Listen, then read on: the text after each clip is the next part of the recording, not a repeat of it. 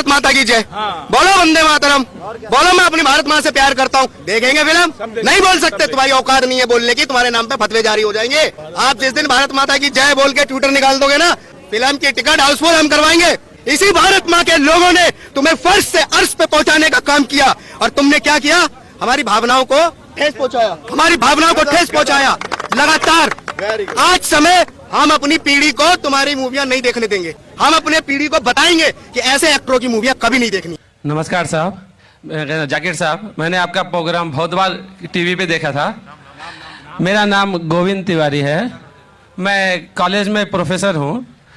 मैं जिस एरिया में रहता हूँ उस एरिया के आसपास कई मुस्लिम ऑर्गेनाइजेशन अपने स्कूल चलाते हैं, और उस स्कूल में स्टार्टिंग में जब प्रेयर होता है वहाँ पर न ही वंदे मातरम गाया जाता है। जब मैंने उनके प्रिंसिपल से पूछा कि आप ऐसा क्यों करते हो, आप वंदे मातरम भी नहीं गाते हो स्कूल में, तो कहते हैं वंदे मातरम में हिंदू है।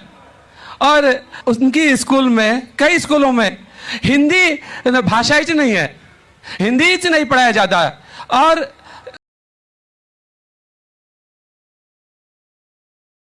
है देशभक्ति के लिए आपके मजहब में किस तरह से डिफाइन किया गया है, ये जरा मुझे बताएंगे।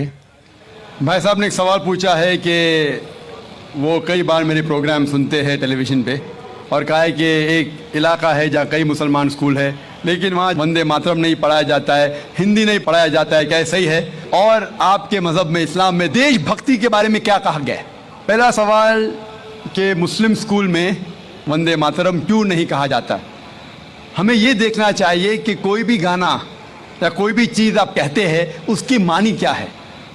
आप जब वंदे मातरम पढ़ते हैं उसकी मानी है कि हम सिजदा करते हैं इस देश जो हमारी माता है, ऐसे कहा जाता है, और हम इसकी पूजा करते हैं। ये हमारे लिए शिर्क है, शिर्क है इस्लाम में, और गलत है हिंदुइज्म में भी।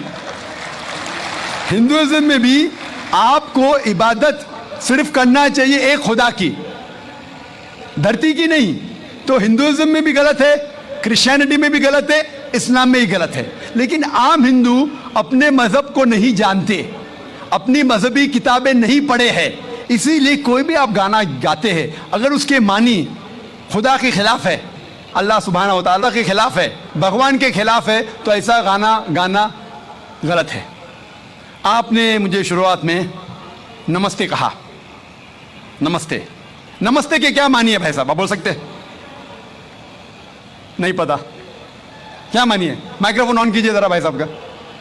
नमस्ते मतलब मैं सर झुका के मैं आपको नमन करता हूँ। हाँ, सर झुका के आप मुझे नमन करता हूँ, नमन करता हूँ। सर झुका के, सर झुका के मुझे नमन करना शिर्क है, हराम है, प्रोहिबिटेड है। आप मेरे सामने भी सर नहीं झुका सकते, चाहे आप मुझसे मोहब्बत करते हैं, चाहे आप मेरी इज्जत करते हैं, फिर भी आप मेरे सामने सर नहीं झुका सकते। सर झुकाना चाहिए तो सिर्फ खुदा के सामने, अल्लाह के सामने, और मैं खुदा नहीं हूं।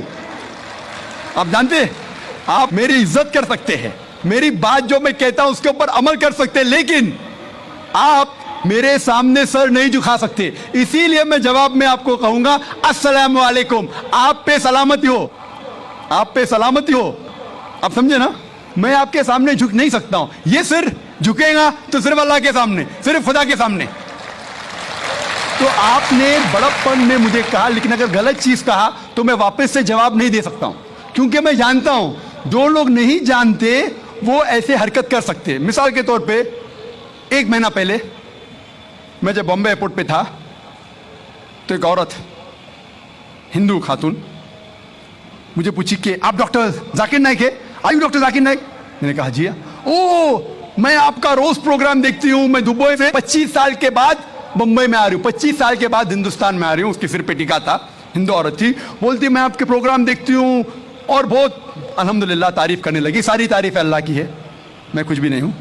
और फिर कहने लगी कि मैं तुम्हारे पैर छूना चाहती हूँ। मैंने कहा कि ये गलत है, शिर्क है। तो बोले क्यों?